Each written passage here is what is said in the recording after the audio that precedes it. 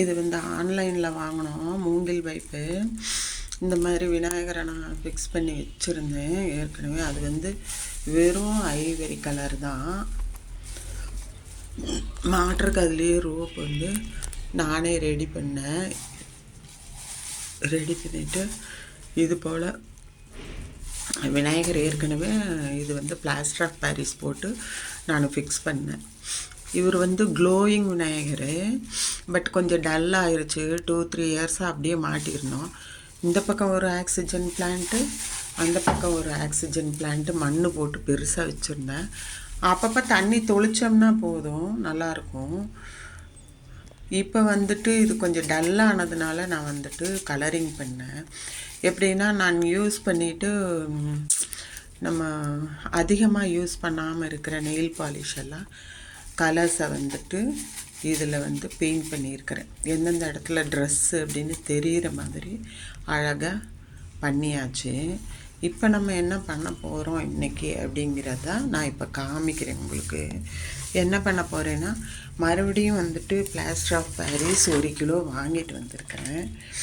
அதை வந்துட்டு இந்த கவரில் தான் போட போகிறேன். இந்த கவரில் போட்டுட்டு தண்ணி ஊற்றி நம்ம மிக்ஸ் பண்ணிக்க போகிறோம். இந்த மாதிரி இது வச்சு கைக்கு மட்டும் ஒரு gloves, use and throw gloves போட்டிருக்கிறேன். நம்ம வாங்குகிற டையில் வருதில்ல, அதை யூஸ் பண்ணிவிட்டு இண்டிகா 6 months ஒன்ஸ் போடுவேன்.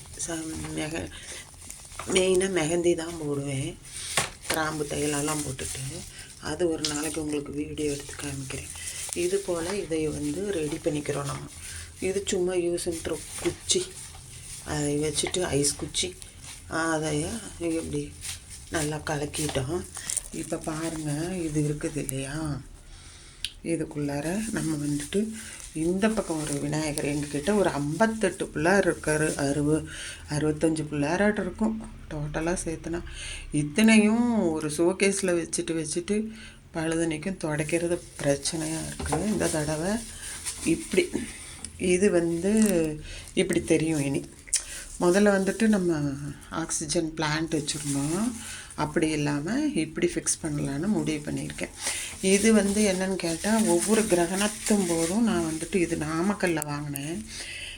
எங்கள் அக்கா வீட்டுக்கு போயிட்டு வரும்போது நாமக்கல் ஆஞ்சநேயர் கோயிலில் வாங்கினேன். இது வந்து வெள்ளருக்கம் பிள்ளையார், எருக்கம் வேர் இருக்கு இல்லையா, அதுலேயே செய்வாங்க.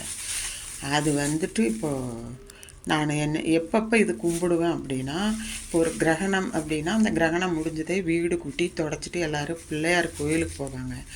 நான் வந்துட்டு இதை வந்து ஒரு கண்ணாடி பவுலில் வச்சுட்டு ஒரு கலசத்தில் தண்ணி வச்சுட்டு தண்ணியை ஊற்றிட்டு சந்தன குங்குமமோ இல்லைன்னா விபூதியோ என்ன அபிஷேகம் பண்ணுறனோ பண்ணிவிட்டு அதுக்கப்புறம் 3 தடவை சுற்றி வந்துட்டு அந்த தண்ணியை எடுத்து ஏதாவது செடிக்கோ இதுக்கோ கீழேயோ ஊற்றிடுவேன். இதுதான் நான் வீட்டிலையே பண்ணிக்கிறதுக்காக வச்சுருக்கிற பிள்ளையார்.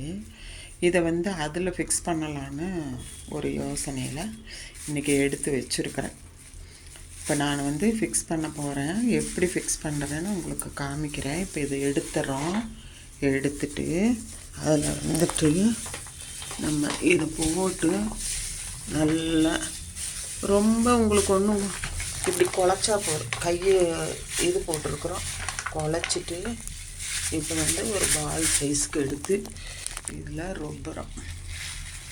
இது மாதிரி நல்லா டைட்டாக எல்லா இடத்துக்கும் பரவற மாதிரி இருக்கணும். அப்போ தான் வந்து சிலை உங்களுக்கு நகராது. இப்போ இது வந்து நான் ஒரு வாட்டி அவுட்டர் பெயிண்ட் பண்ணியிருக்கேன். போன தடவை பண்ணினது வந்து மரக்கலரும் ரெட்டும் கலந்து பண்ணி வச்சுருந்தேன். அது 3 வருஷமாக தாங்குச்சு. இந்த தடவை நான் க்ரீன் பெயிண்ட் அடிச்சிருக்கிறேன். இப்போ இதையும் நம்ம ஃபிக்ஸ் பண்ணுறோம்.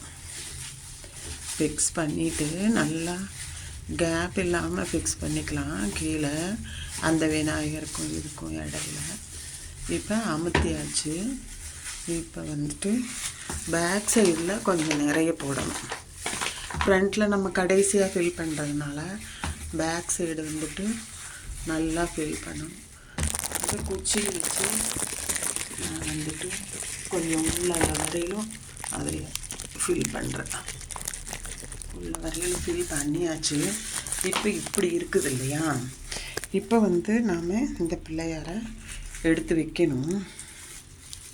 பிள்ளையாரை எடுக்கிறதுக்கு நான் ஒரு ஈரத்துணி கையில் எதுவும் இதாகாமல் இருக்கிறதுக்கு ஈரத்துணி வச்சுட்டு இப்போ வந்துட்டு இப்படி ஃபிக்ஸ் பண்ணுறேன்.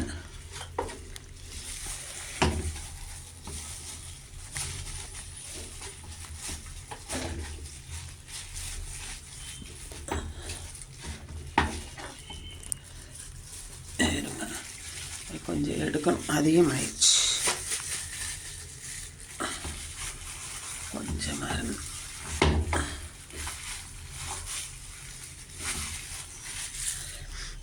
இப்போ வந்துட்டு ஒரு கையில் கேமரா பிடிச்சிட்டு ஒரு கையில் எடுத்து சிரமமாக இருக்கு. இருங்க, நான் ஃபிக்ஸ் பண்ணிவிட்டு காமிக்கிறேன்.